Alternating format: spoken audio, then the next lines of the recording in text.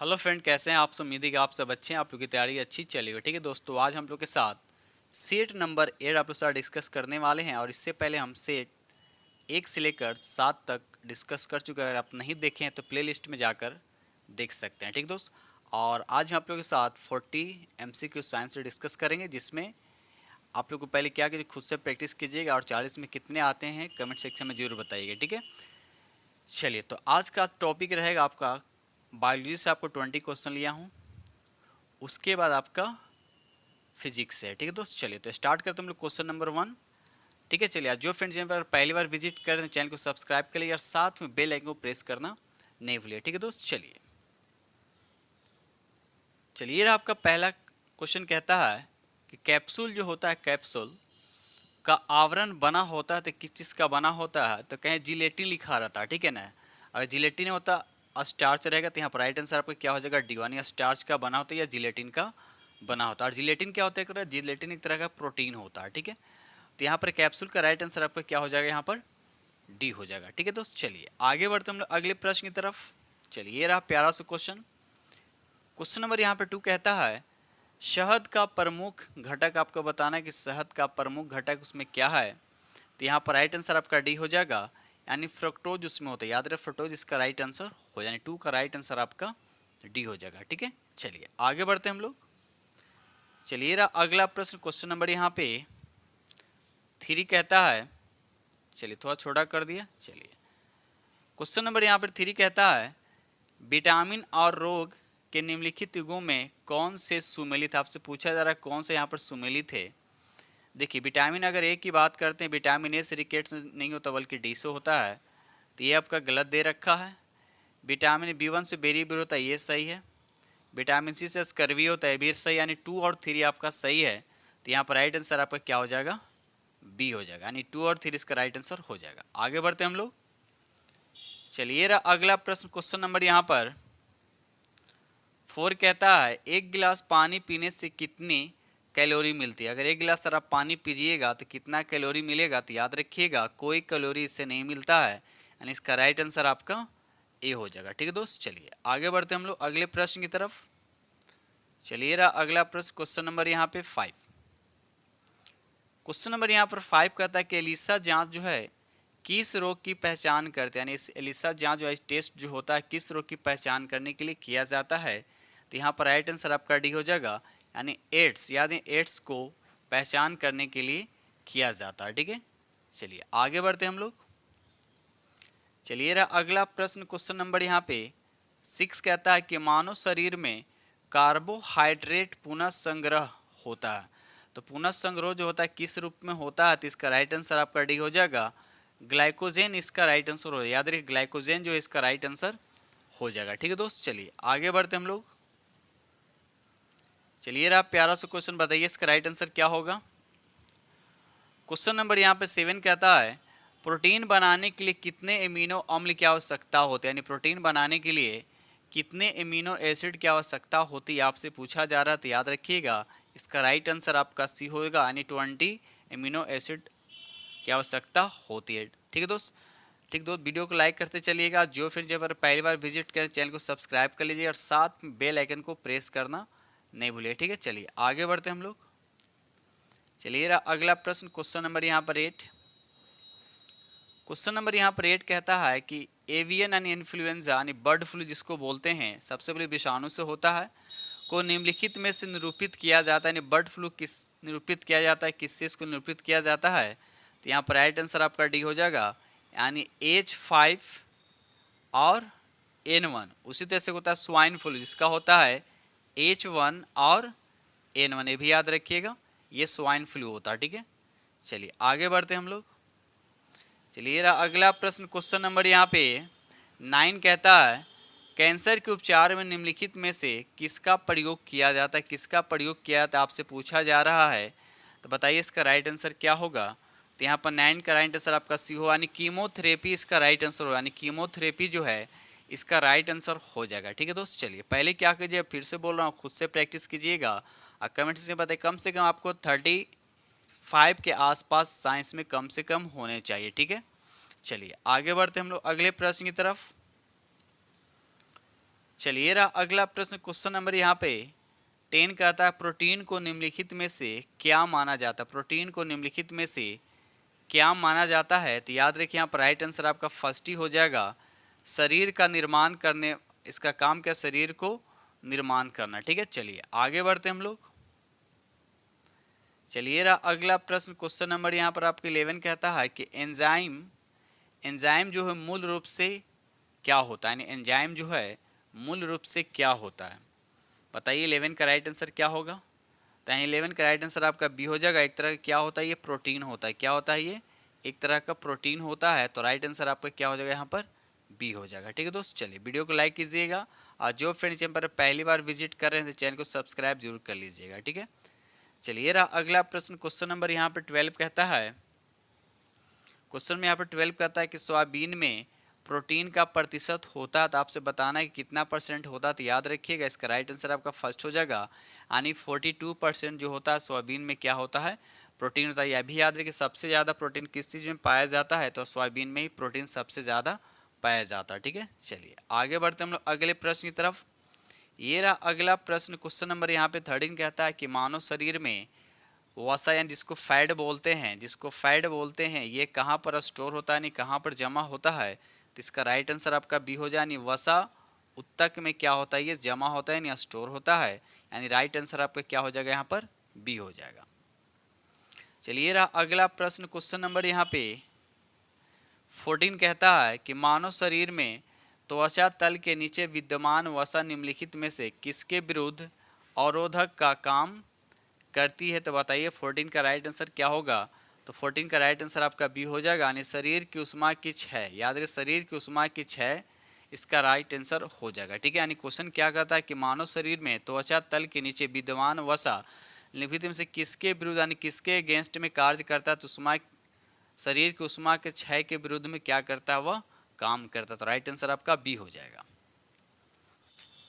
Question number यहाँ पे 15 कहता है निम्नलिखित में कौन सा विटामिन जल में घुलनशील होता है। तो याद रखिए यहाँ पर राइट आंसर आपका डी हो जाएगा, यानी विटामिन सी जो है जल में घुलनशील होता है। इसके अलावा जो है बी भी क्या होता है, जल में घुलनशील होता है। बाकी इसके अलावा कोई भी अगर विटामिन चाहे ए हो, डी हो, ई हो या के हो, सब क्या फैट में घुलनशील होता है, याद रखिए। ठीक है, तो जल में क्या होता है, बी और सी विटामिन क्या होते हैं, घुलनशील होते हैं। ठीक है, चलिए ये रहा अगला प्रश्न, क्वेश्चन नंबर यहाँ पे 16 कहता है कि मानव शरीर में रक्त का थक्का किस विटामिन से बनता है।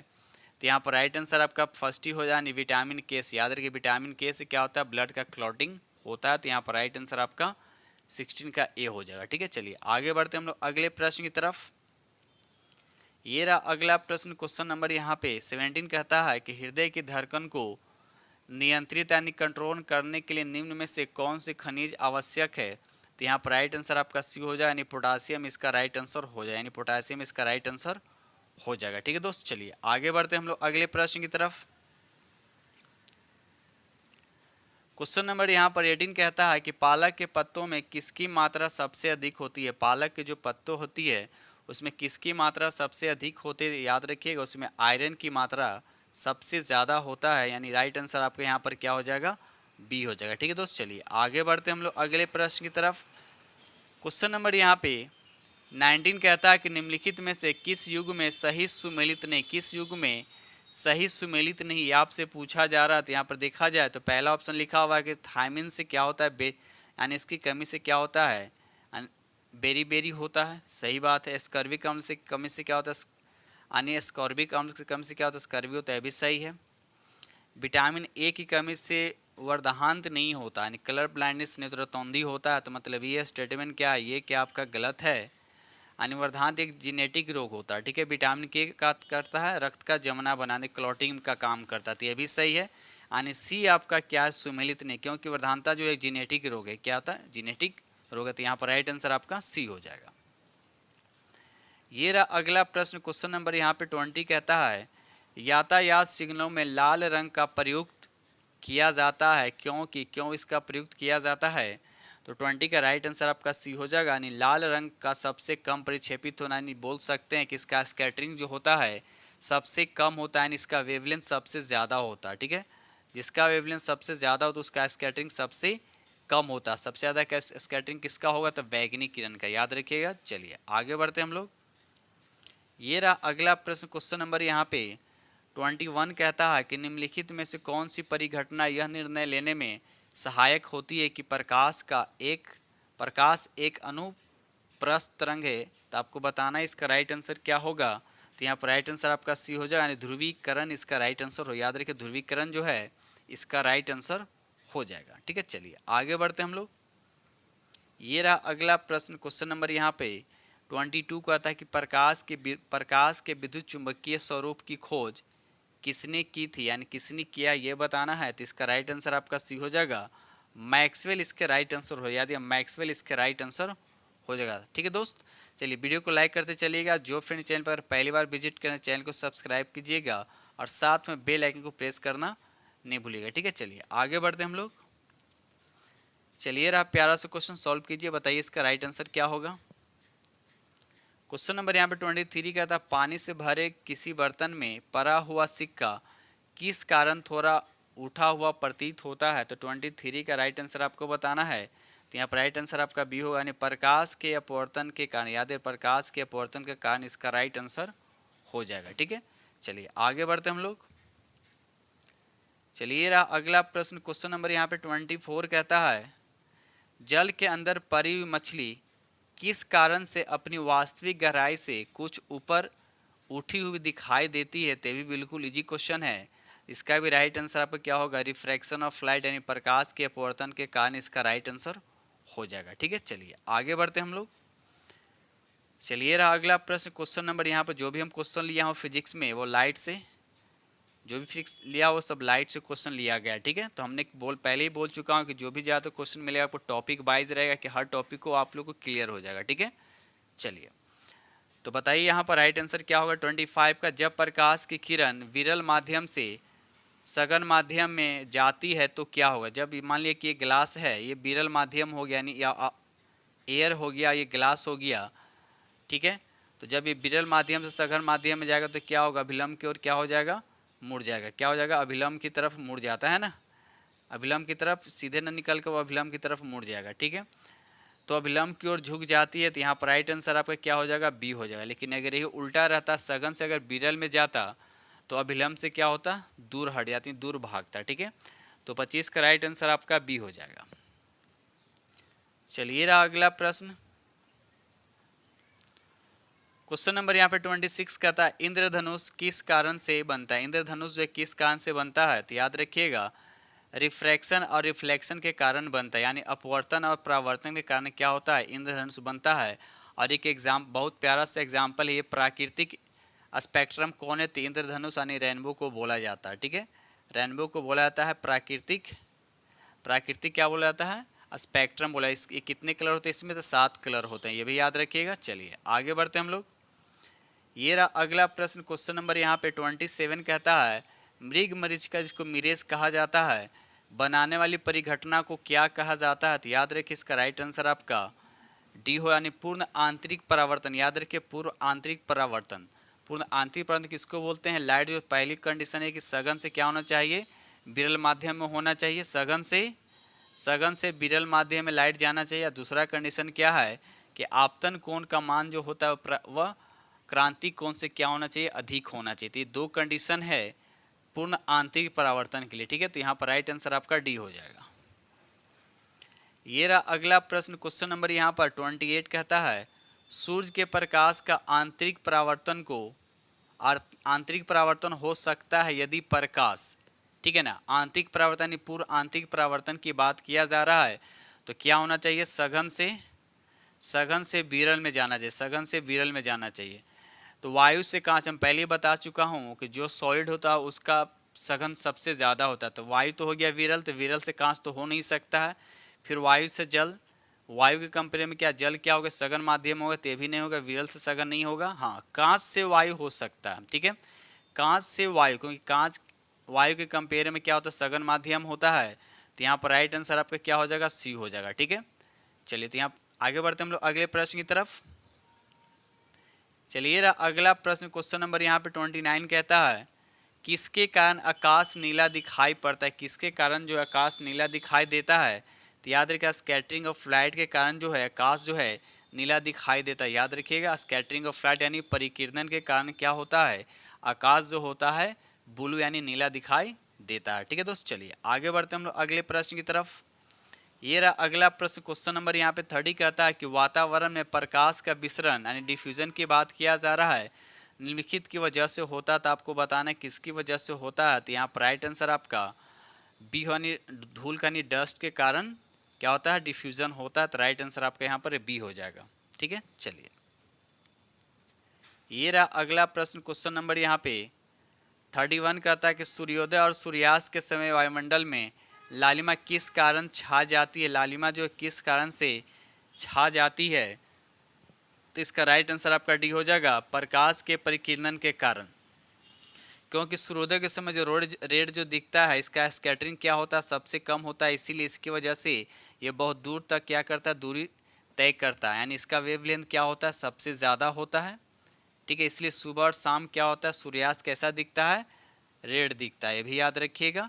ठीक है, चलिए आगे बढ़ते हम लोग अगले प्रश्न की तरफ। चलिए रहा प्यारा सा क्वेश्चन, क्वेश्चन नंबर यहाँ पे 32 कहता है कि इंद्रधनुष जिसको रेनबो कहा जाता है, रेनबो के किस रंग का विक्षेपण है, डिस्पर्सन जो है सबसे अधिक होता है। डिस्पर्सन जो है सबसे अधिक होता है, यानी समझिए कि विचलन सबसे ज़्यादा किसका होता है। तो यहाँ पर देखिए पहला ही ऑप्शन दे रखा है यहाँ पर बैगनी जो है, जिसका विक्षेपण जो है यानी विचलन जो सबसे अधिक होता है, और लाल रंग का जो विचलन क्या होता है, सबसे कम होता है। ये भी याद रखिएगा, लाल रंग का विचलन क्या होता है, सबसे कम होता है। यानी सिंपल सा एक पॉइंट है कि जिसका वेवलेंथ यानी तरंग दैर्घ्य ज़्यादा होता है उसका विचलन यानी डेविएशन क्या होता है, सबसे कम होता है। तो यहाँ पर क्वेश्चन के अकॉर्डिंग यहाँ पर राइट आंसर आपका क्या हो जाएगा, बैगनी होगा, क्योंकि बैगनी का वेवलेंथ क्या होता है, सबसे कम होता है। ठीक है, चलिए आगे बढ़ते हैं हम लोग। ये रहा अगला प्रश्न, क्वेश्चन नंबर यहाँ पे 33 कहता है कि तारे आकाश में वास्तव में जितनी ऊंचाई पर होते हैं वे उससे अधिक ऊंचाई पर प्रतीत होते हैं। इसकी व्याख्या किसके द्वारा की जा सकती है, किसके द्वारा की जा सकती है ये बताना है। तो याद रखिएगा अपवर्तन तो होगा, लेकिन कैसा अपवर्तन होना चाहिए, तो वायुमंडलीय अपवर्तन के कारण ऐसा होता है कि आकाश में जो तारे होते हैं वो अधिक ऊंचाई पर थोड़ा दिखाई देते हैं। ठीक है, चलिए आगे बढ़ते हैं हम लोग। ये रहा अगला प्रश्न, क्वेश्चन नंबर यहाँ पे 34 कहता है कि पेरिस्कोप बनाने में निम्नलिखित में से कौन सा एक प्रयुक्त होता है। इसमें से किसका और किस दर्पण का, यानी दर्पण ही यूज किया जाता है, किस दर्पण का उपयोग जो पेरिस्कोप बनाने में किया जाता है। तो याद रखिएगा यहाँ पर प्यारा सा क्वेश्चन, इसका राइट आंसर आपका सी हो जाएगा, यानी समतल दर्पण का उपयोग जो होता है पेरिस्कोप बनाने में किया जाता है। ठीक है, चलिए आगे बढ़ते हैं हम लोग। ये रहा अगला प्रश्न, क्वेश्चन नंबर यहाँ पर 35 का था, निम्नलिखित में से क्या वायुमंडलीय अपवर्तन का परिणाम नहीं है। यानी छोटा सा थोड़ा कर दूं कि थोड़ा क्वेश्चन पूरा क्लियर देखे। चलिए क्वेश्चन नंबर यहाँ पर 35 कहता है कि निम्नलिखित में से क्या वायुमंडलीय अपवर्तन का परिणाम, यानी कहने का मतलब इसमें कौन जिसमें वायुमंडलीय अपवर्तन फॉलो नहीं होता, लागू नहीं होता, किस ऑप्शन में। तो बताना है यहाँ पे सूर्य का वास्तविक उदय 2 या 3 मिनट पहले दिखाई देना, तो ये तो राइट हो गया। ठीक है, सूर्य का अस्त के समय लाल दिखाई देना, यह स्कैटरिंग ऑफ लाइट के कारण होता है। यहाँ दूसरा ही ऑप्शन क्या हो जाएगा आपका, गलत हो जाएगा। रात के समय तारे का टिमटिमाना, यह भी क्या हो, वायुमंडलीय अपवर्तन के कारण होता है। सूर्य का आकाश में अपनी वास्तविक ऊंचाई से अधिक ऊंचाई देना, तो भी आपका वायुमंडलीय अपवर्तन का। लेकिन सूर्य क्या लिखा, सूर्य का सूर्यास्त का समय जो लाल जो दिखाई देता है यह स्कैटरिंग ऑफ लाइट के कारण होता है, क्योंकि इसका स्कैटरिंग सबसे कम होता है, इसलिए लाल दिखाई देता है। यहाँ पर राइट आंसर आपका क्वेश्चन के अकॉर्डिंग यहाँ पर बी हो जाएगा। आगे बढ़ते हम लोग अगले प्रश्न की तरफ। ये रहा प्यारा सा क्वेश्चन, क्वेश्चन नंबर यहाँ पे 36 कहता है कि दाढ़ी बनाने के लिए काम में लेते हैं, तो दाढ़ी बनाने में किस दर्पण का उपयोग किया जाता है। तो यहाँ पर राइट आंसर आपका ये हो जाएगा, अवतल दर्पण का उपयोग किया जाता है। ठीक है, तो अवतल दर्पण कैसा दर्पण होता है, जैसे ये अवतल दर्पण, इसमें बाहर की तरफ क्या होता है, क्लय किया जाता है, अब अंदर वाला क्या होता है, परावर्तक सतह होता है। ठीक है, इसमें वास्तविक और काल्पनिक दोनों तरह के इसमें प्रतिबिंब बनते हैं। याद रखिए सीधा और उल्टा दोनों तरह के छोटा बड़ा हर साइज के इसमें प्रतिबिंब बनते हैं, याद रखिएगा। और वही हम समतल की बात करते हैं तो समतल में क्या होता है, काल्पनिक प्रतिबिंब बनता है और साइज में वस्तु के बराबर होता है। और जितना जैसे ये हो गया आपका समतल दर्पण तो जितना डिस्टेंस पे ये ऑब्जेक्ट होगा उतना डिस्टेंस पे इसमें क्या होगा, इमेज क्रिएट होगा। जितना साइज अगर 5 सेंटीमीटर है तो भी 5 सेंटीमीटर का होगा और सीधा बनता है, ठीक है। और समतल दर्पण क्या होता है, लेफ्ट, समतल दर्पण में क्या होता है, लेफ्ट वाला राइट और राइट वाला क्या होता है, लेफ्ट दिखता है, ठीक है। अगर वही हम बात करते हैं उत्तल दर्पण की बात करते हैं तो उत्तल दर्पण इस तरह से होता है, इसमें अंदर की तरफ पेंटिंग किया यानी क्ले किया रहता है, बाहर वाला क्या होता है, परावर्तक सतह है। इसमें क्या होता है, हमेशा काल्पनिक प्रतिबिंब बनता है, याद रखिए हमेशा काल्पनिक प्रतिबिंब बनता है और सबसे छोटा बनता है यानी सीधा भी बनता है, ये भी याद रखिएगा, ठीक है। इसीलिए उत्तल दर्पण का उपयोग जो होता है साइड मिरर के रूप में किया जाता है, ठीक है। चलिए आगे बढ़ते हैं यहाँ पर। तो इस क्वेश्चन के अकॉर्डिंग यहाँ पर राइट आंसर आपका अवतल दर्पण हो जाएगा। तो अवतल दर्पण के ऊपर दाढ़ी बनाने में इसलिए किया जाता है कि दाढ़ी थोड़ा सा क्या होता है, बड़ा बड़ा दिखता है, ठीक है ना। इसीलिए यहाँ पर राइट आंसर आपका ए हो जाएगा। दोस्त वीडियो को लाइक कीजिएगा और वीडियो पसंद है तो लाइक कीजिएगा और अपने दोस्तों में शेयर जरूर कीजिएगा। और जो फ्रेंड्स चैनल पर पहली बार विजिट कर रहे हैं तो चैनल को सब्सक्राइब जरूर कर लीजिए, ठीक है। चलिए क्वेश्चन नंबर यहाँ पे 37 कहता है किसी वस्तु का प्रतिबिंब मनुष्य की आंख में कहाँ पर बनता है, यानी प्रतिबिंब की बात किया जा रहा है। अगर ये आई हो गया, आई में लाइट यहाँ से एंट्री कर रहा है तो यहाँ पर रेटिना होता है, यहाँ पर क्या होता है, रेटिना होता है। तो किसी भी ऑब्जेक्ट का इमेज कहाँ पर बनता है, तो रेटिना पर बनता है। कहाँ पर बनता है, तो रेटिना पर बनता है। कैसा बनता है, तो वास्तविक बनता है, उल्टा बनता है, उल्टा बनता है और छोटा बनता है, ठीक है। तो यहाँ पर आपसे पूछ के आ रहा है कि कहाँ बनता है, तो रेटिना पर इसका राइट आंसर हो जाएगा। अब एक क्वेश्चन बनता है कि लाइट जो है आँख के किस भाग से एंट्री करता है, तो याद रखिए कॉर्निया से क्या करता है, यानी कॉर्निया से क्या करता है, एंट्री करता है कॉर्निया से। आइरिस का काम क्या है, लाइट को कंट्रोलिंग करता है, लाइट को कंट्रोलिंग करता है। आइरिस के बीच में क्या होता है, छोटा सा गोल होता है जिसको पुपिल बोलते हैं, जिसको क्या बोलते हैं, पुपिल बोलते हैं, ठीक है। तो इस तरह से याद रखिएगा। आगे बढ़ते हम लोग अगले प्रश्न की तरफ। क्वेश्चन नंबर यहाँ पे 38 कहता है जब समतल दर्पण की सहायता से किसी वस्तु के 3 प्रतिबिंब प्राप्त करने के लिए दर्पण के बीच कितने कोण होना चाहिए। तो यहाँ पर देखिए एक फार्मूला होता है 360 बाय कितना हो जाएगा, यहाँ पर थीटा होता है माइनस का 1 होता है। तो आपको थीटा यहाँ पर 3 लाना है, ठीक है ना। तो 3 लाने के लिए क्या यहाँ पर थीटा का वैल्यू कितना रखेंगे, तो 90 रखेंगे। तो 90 रखेंगे तो कितना होगा, 4 हो जाएगा। 4 में से 1 को माइनस करेंगे तो 3 आएगा। तो यहाँ पर राइट आंसर आपका क्या हो जाएगा, सी हो जाएगा, यानी 90। यानी जब दो समतल दर्पण कितने एंगल पर होगा, तो 90 डिग्री पर होगा, ठीक है। दोनों समतल दर्पण जो एक दूसरे से क्या होंगे, 90 डिग्री पर होंगे, ठीक है। चलिए आगे बढ़ते हम लोग अगले प्रश्न की तरफ। क्वेश्चन नंबर यहाँ पर 39 का था श्वेत प्रकाश जब प्रिज्म से होकर गुजरता है। देखिए श्वेत प्रकाश कर रहा है, जब प्रिज्म से होकर गुजरता है तो जो वर्ण यानी जो रंग सबसे अधिक विचलित होता है, तभी थोड़ी देर पहले बोला है कि बैगनी जो है सबसे अधिक इसी का विचलन होता है। तो यहाँ पर राइट आंसर आपका क्या हो जाएगा, बी हो जाएगा। और लाल रंग जो होता है इसका विचलन जो होता है सबसे कम होता है। तो यहाँ पर तो क्वेश्चन के अकॉर्डिंग यहाँ पर राइट आंसर आपका बी हो जाएगा, ठीक है। चलिए आगे बढ़ते हम लोग। चलिए रहा क्वेश्चन नंबर यहाँ पर लास्ट क्वेश्चन है आज का। क्वेश्चन नंबर 40 कहता है कि 3 मूल रंग कौन से हैं। तो इसका आंसर जो आप कमेंट्स में बताइएगा, इसका आंसर जो आप कमेंट्स में बताइएगा कि 3 मूल रंग कौन कौन सा है, ठीक है दोस्त। चलिए तो इसी के साथ में वीडियो करते हैं समाप्त। यानी टोटल आप लोग के साथ हमने 40 MCQ डिस्कस किया हूँ। तो पहले हम फिर बोला कि पहले आप लोग खुद से प्रैक्टिस कीजिएगा।